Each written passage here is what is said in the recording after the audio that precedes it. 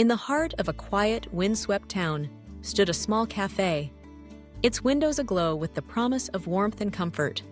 For years, this town had thrived on the steady hum of its factory, the rhythm of machinery echoing through the streets, marking the passage of each day. But one gray morning, that sound faded. The factory gates closed for good, and with them, the certainty of a paycheck and the confidence of routine slipped away. Fear crept in, silent and unwelcome, as families wondered how they would manage, what the future might hold. Yet, amid this uncertainty, the cafe remained, a steadfast beacon at the corner of Main and Maple. Its owner, Margaret, was a woman whose heart beat for her neighbors. She had inherited the cafe from her mother, who had always said, "Feed a soul, and you nourish hope." Margaret took those words to heart, and as the town's fortunes waned, her determination grew. At first, people trickled in, seeking solace in a hot cup of coffee, a slice of pie, or the company of familiar faces.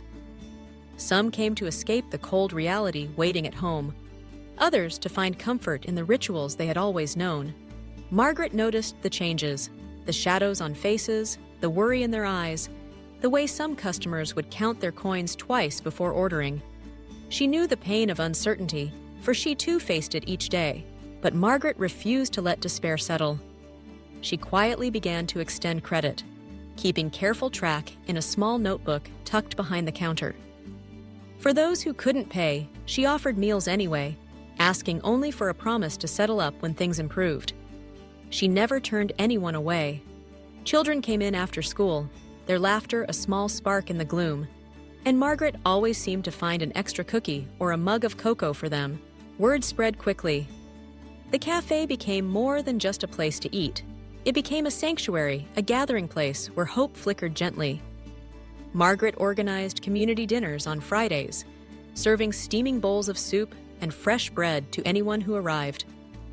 She encouraged her regulars to bring what they could: vegetables from their gardens, milk from the dairy down the road, even hand-knit scarves and hats for those who needed them. The cafe became a hub, not just of commerce, but of kindness. As the weeks passed, the sense of community deepened. Strangers became friends, neighbors became family. People who had never spoken before now shared tables and stories, their burdens a little lighter for being shared. Margaret's acts of kindness inspired others. The town's out-of-work carpenter fixed up the creaking chairs and tables in exchange for meals. The florist brought in fresh flowers to brighten the windowsills. The retired teacher started offering free tutoring sessions in the afternoons, ensuring the children stayed on track with their studies. Through it all, Margaret remained humble, her focus always on the needs of those around her. She worked long hours, often rising before dawn to bake bread and pastries, her hands moving with practiced grace. She listened to her customers' worries and hopes, offering gentle words and a steady presence. In her cafe, the world outside seemed a little less daunting. One evening, as snow drifted softly against the windows, an old man named Walter lingered over his coffee. He had worked at the factory for 40 years and felt the loss keenly. "I don't know how you do it, Margaret," he said, his voice rough. "You keep us all going when the rest of us are barely holding on." Margaret smiled, wiping flour from her hands. "We take care of each other," she replied simply. "That's what makes this place home." Winter passed slowly, and the challenges did not vanish overnight. But the cafe endured, and with it, the spirit of the town. People shared what they had, looked out for each other, and found strength in the ties they forged over coffee and conversation. The pain of loss was still present, but so too was the warmth of community. Then, one bright spring morning, news arrived that a new company was coming to town, bringing with it the promise of jobs and stability. Hope, once a fragile thing, now blossomed anew.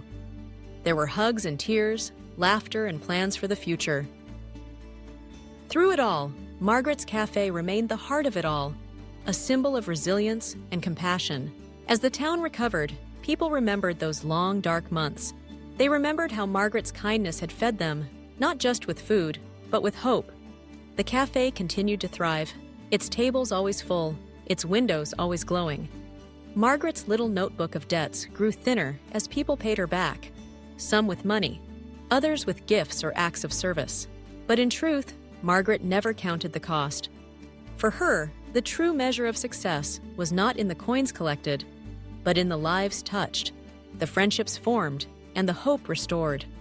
Her mother's words echoed in her heart, "Feed a soul and you nourish hope."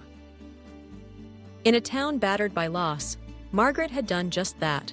And so, the cafe that had saved a town became a legend, its story passed down from one generation to the next.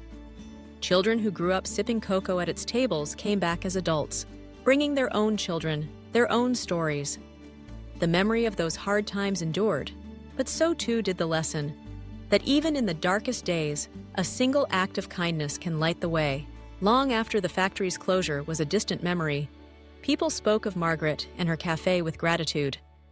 They remembered the meals shared, the comfort given, the community built one cup of coffee at a time. They understood that hope is not something that arrives from outside, but something nurtured from within by ordinary people doing extraordinary things. And so, the little cafe on the corner remained, its doors open to all, a testament to the power of kindness, resilience, and the enduring strength of community.